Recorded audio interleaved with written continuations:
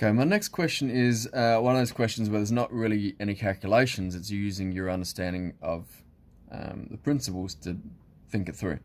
So it says here that S denotes the area between the function between A and B. So this is the area S. So this is important that it says area, not integral. And T denotes the area between B and C. Okay.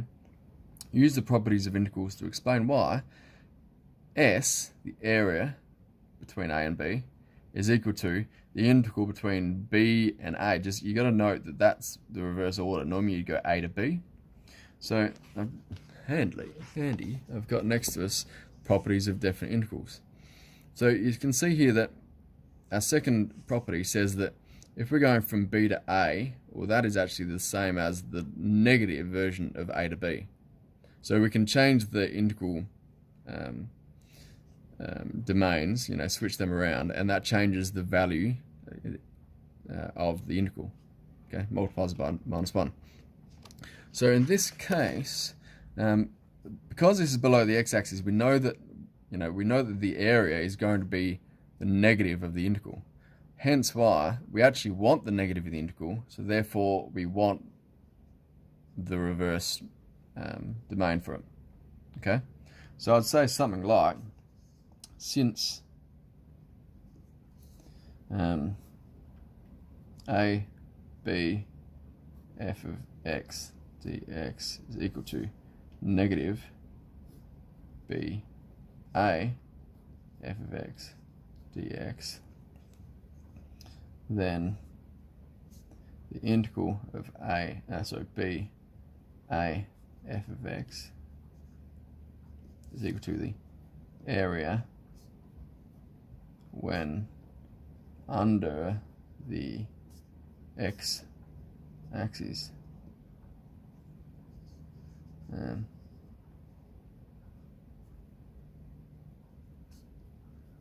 Hence why S is equal to b, a, f of x dx. Okay, something like that. As long as you get the fact that this is the principle we're talking about, and the fact that it's under the x-axis, therefore that's why we're using it.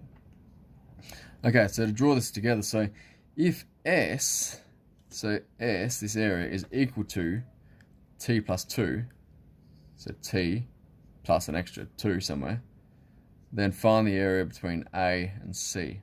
Okay, so if we were to label this on here, this is actually, if we cross this out and we said, well, this is actually t plus 2.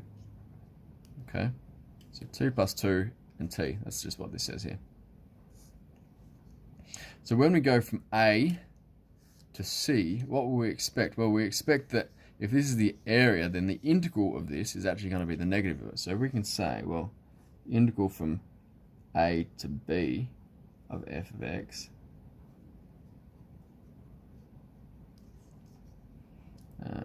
plus the integral from B to C of f of x. Right, that's equal to that, right? And this is equal to the negative area of this. So this is going to equal negative t plus 2 plus t, which is obviously going to be negative t, negative 2 plus t, which is just equal to negative 2. Okay? Which is kind of neat. Okay, so the t's cancel, with negative 2.